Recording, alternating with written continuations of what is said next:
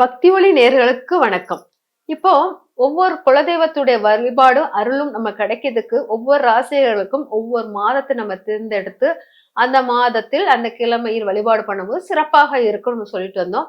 அதே வரிசையில் மகர ராசிக்கு எந்த குலதெய்வ வழிபாடுகள் நம்மளுக்கு சிறப்பாக இருக்கும்ங்கிறத தெரியலாம்.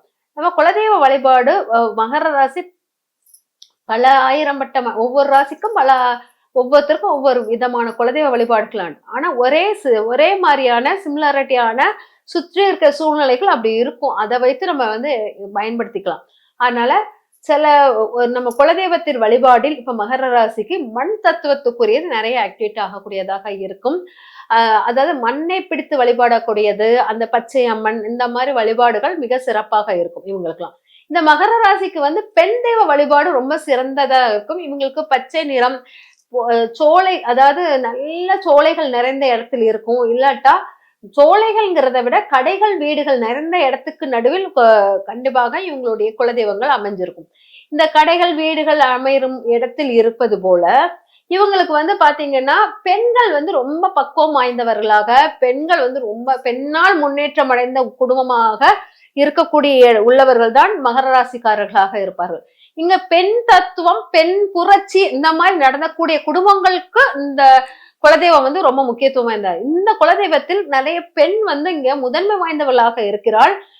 பெண்ணை மையமா வைத்த குலதெய்வங்களாக இருக்கும். ஆண் இருப்பாங்க, ஆனா பெண் முதன்மை பெற்றவளாக இருப்பாள் அப்படிங்கிறத எடுத்துக்கலாம். இந்த பெண் முதன்மை பெற்றவள் இவளுக்கு அலங்கார பிரியராக இருப்பாள். இவள் அலங்கார பிரியைனா இவளுக்கு புடவைகளுடன் கூடிய நகைகளுடன் கூடிய அலங்காரம் ரொம்ப பிடிக்கக்கூடியதாக இருக்கும். ஆனால் இவளுக்கு இந்த மாதிரி அதான் மண்ணுங்கிறது ஈர்ப்புத்தன்மை அதிகமாக இருக்கும். கணவன் மனைவி உறவு உள்ள இடமாக இருக்கும் அப்படிங்கிறத எடுத்துக்கலாம். கணவன் மனைவி 2 பேரும் குலதெய்வமாக இருப்பாங்க. ஆண் பெண் 2 பேரும் குலதெய்வமாகவே உட்கார்ந்து இருப்பாங்க அப்படிங்கிறத எடுத்துக்கலாம். இல்லாட்டா கணவன் மனைவியாக எடுத்துக்கலாம். எப்படி முருகரும் தேவியானையும், முருகரும் வள்ளியும் அப்படிங்கிற மாதிரி எடுத்துக்கலாம் அப்படிங்கிறது.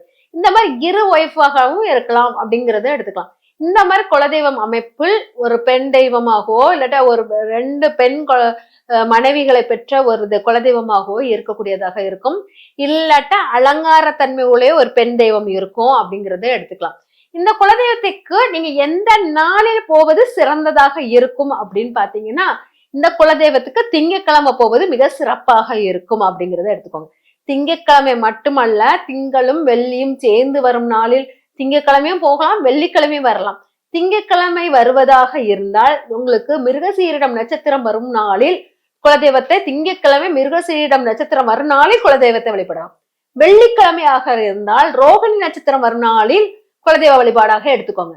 இந்த மாதிரி நாளை பார்த்து நீங்க குலதெய்வ வழிபாடுகளை எடுத்துக்கொள்வது சிறப்பாக இருக்கும். இந்த குலதெய்வத்துக்கு குடும்பத்துடன் போவது மிக சிறந்த நன்மையை தரும் அப்படிங்கிறது. குடும்பத்துடன் போகணும். குடும்பம்னா என்னன்னா அப்பா வழியில் உள்ள உறவினர்களை முக்கியத்துவம் கொடுத்து அங்க போகணும் அப்படிங்கிறது.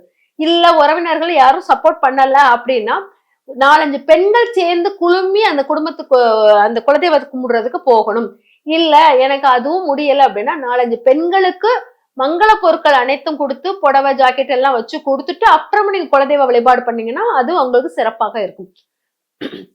இந்த மாதிரி குலதெய்வ வழிபாடில் நம்மளுக்கு எதெல்லாம் முக்கியம் அப்படிங்கிறத நம்ம பார்த்துட்டோம்னா அதை நம்ம குலதெய்வ வழிபாட்டில் செயல்படுத்தலாம் அப்படிங்கிறது. அதனால மங்கள பொருட்களுடன் இந்த குலதெய்வ வழிபாடில் தாம்பலம் ஒரு 4-5 தாம்பலத்தை பெருக்கி அடுக்கி வைத்து கொண்டு போனீங்கன்னா அது ரொம்ப நல்லா பிடிக்கும். அவங்களுக்கு குலதெய்வத்துக்கு ரொம்ப பிடிக்கும். ஆனா தாம்பல வரிசைகள் மிக முக்கியமாக எடுத்துக்கோங்க. எண்ணிக்கை கணக்குகளை மிக முக்கியமாக எடுத்துக்கோங்க. இதெல்லாம் எடுத்து வழிபாடு பண்ணும்போது உங்க குலதெய்வம் உங்களுக்கு முழுமையான அருள் பெற்று கொடுப்பதாக இருக்கிறது. இப்ப நம்ம கிழமைய சொல்லிட்டோம். மாதம் எந்த மாதம்? வைகாசி மாதம் சிறப்பாக இருக்கும்.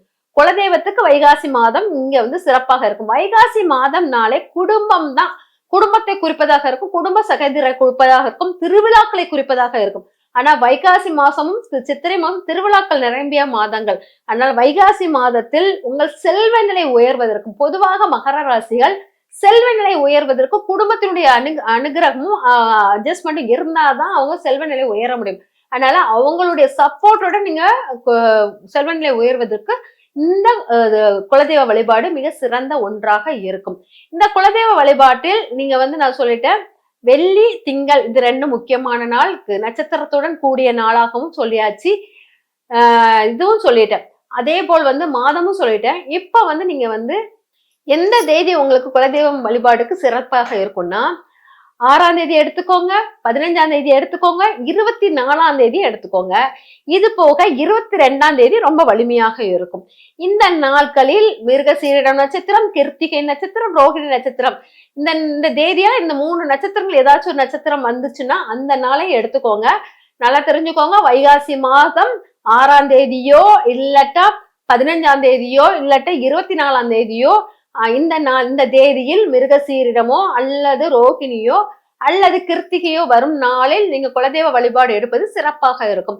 இங்க தம்பதி சகோதராக வழிபாடு பண்ணுவது மிக மிக சிறந்த நன்மையை தருவதாக இருக்கும் அப்படிங்கிறத எடுத்துக்கோங்க. அதனால் இந்த குலதெய்வ வழிபாட்டில் கிழமையும் சொல்லிட்டேன், தேதியும் சொல்லிட்டேன், நாளும் சொல்லிட்டேன், நேரம் அப்படிங்கிறது நான் எந்த நேரத்தில் வழிபாடு பண்ணுவது, எந்த நேரம் அப்படின்னு எடுத்தீங்கன்னா உங்களுக்கு காலை பொழுதில் சுக்கிரஹோரையில் வழிபாடு பண்ணுவது சிறப்பாக இருக்கும்.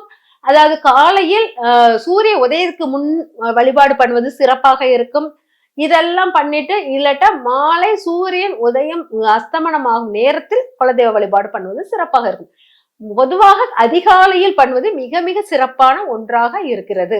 இல்ல எனக்கு அதிகாலையும் வர முடியல, ஈவினிங் வர, அப்போ சுக்கிரஹோரையில் வருவது, சந்திரஹோரையில் வருவதில் நீங்க வந்து குலதெய்வ வழிபாடு பண்ணலாம் அப்படிங்கிறது.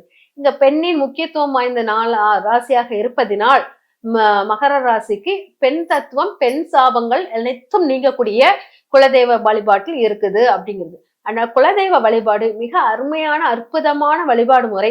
இந்த அருமையான அற்புதமான வழிபாடு முறையில் எந்த மாதம், எந்த கிழமை, எந்த தேதியில் தெரிஞ்சிட்டுனா இன்னும் நம்மளுக்கு ரொம்ப ரொம்ப ஈஸியாக குலதெய்வத்தை அணுகலாம். இது ஒவ்வொரு ராசினருக்கும் வேறுபட்டு காணப்படுவதால் இதுக்கு நம்ம எதுக்காக இந்த மாதிரி வழிபாடு பண்றோம் அப்படிங்கறதையும் நான் சொல்லி அதை புரிய வச்சிருக்கோம். இதை நீங்க செஞ்சு பாருங்க. வாழ்க்கையில் பல வெற்றிகள், பல முன்னேற்றங்கள் உங்களை தேடி வரும். நன்றி, வணக்கம்.